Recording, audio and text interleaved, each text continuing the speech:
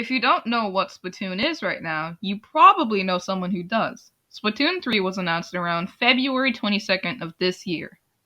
There may be more details in June with Nintendo's inclusion in E3, and, in honor of that, let me tell you about a little game released on May 28th of 2015, almost 6 years ago.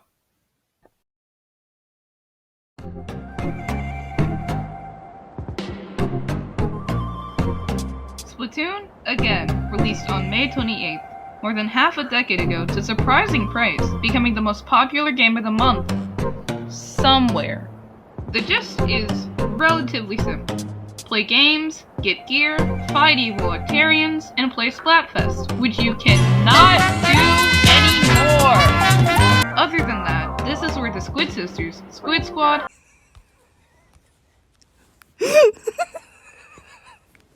who dresses like that?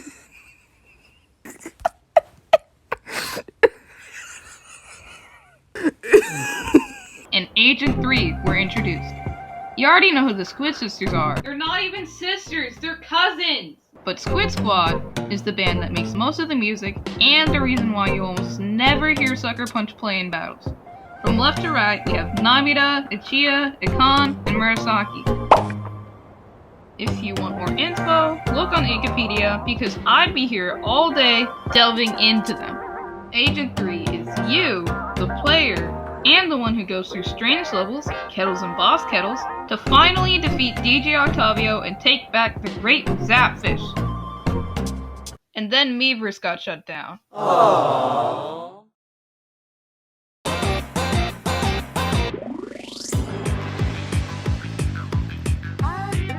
Splatoon 2 is the, of course, second game in the series and my introduction to Splatoon as a whole. More bands, more maps, new idols, yada yada. We'll come back to those idols, by the way. I got this game for Christmas of 2019 and quickly latched onto it for dear life, but let's go back to the beginning.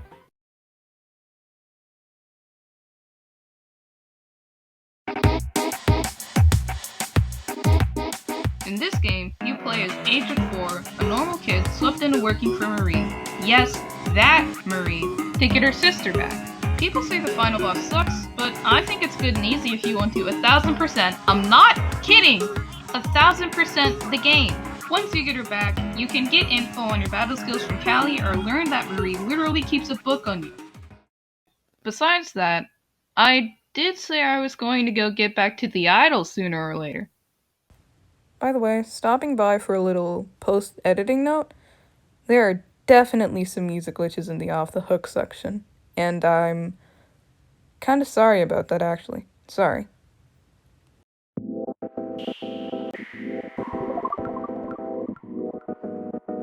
I'm not really one for controversy, especially in videos, but I couldn't not mention all this. Off the Hook consists of Pearl and Marina.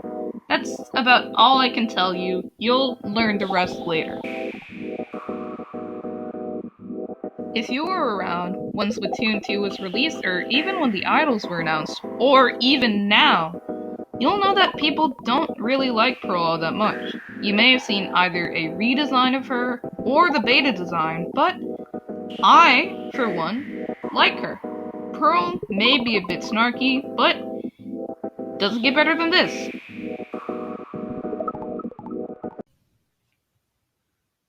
Where do I even begin with her?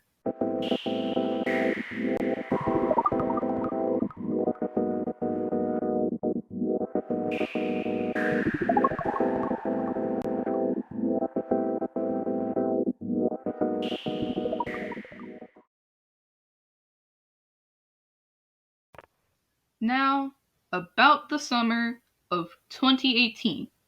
A year, well, not even, after the game came out.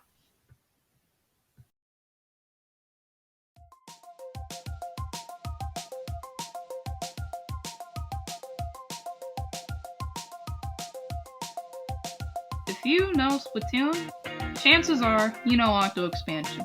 Now, people freaked out about this. Playable Octolinks were going to be included in the OG Splatoon, but now, everybody's dreams are coming true. By the way, massive spoilers for the gist of Octo Expansion. It may be a bit on the pricey side, but if you have enough money for it and you're debating on playing it, go play it now. It is the best almost $20 I've ever spent.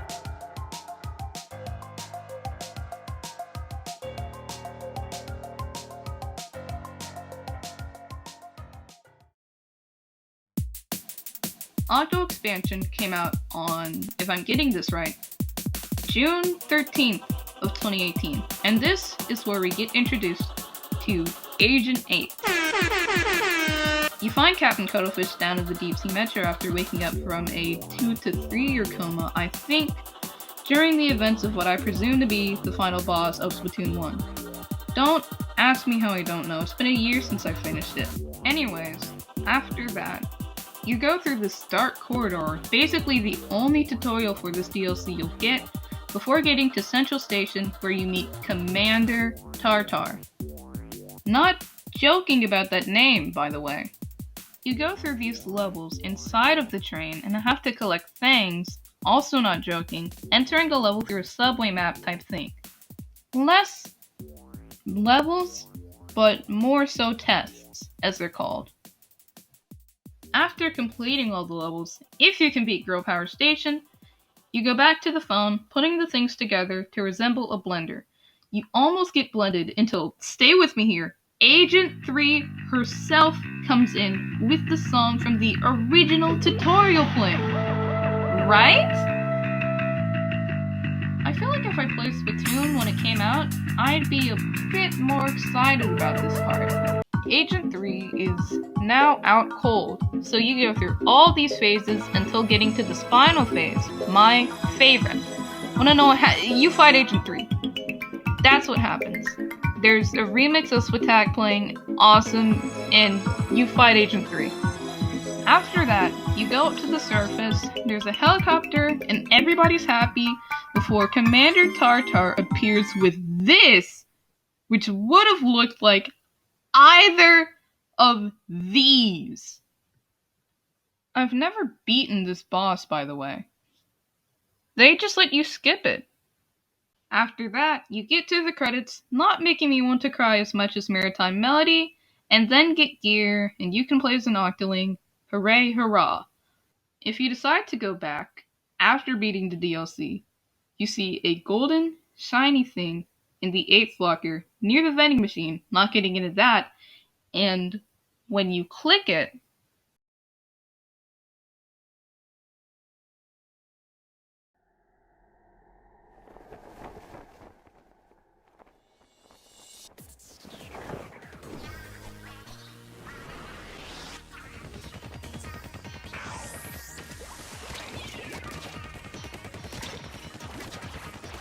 this, my friends, is Inner Agent 3, and depending on who you ask, she is the hardest boss in the game.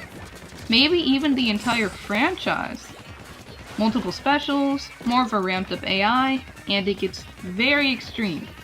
I haven't played this, but you get a golden toothpick out of it. Some people do not like that this is all you get.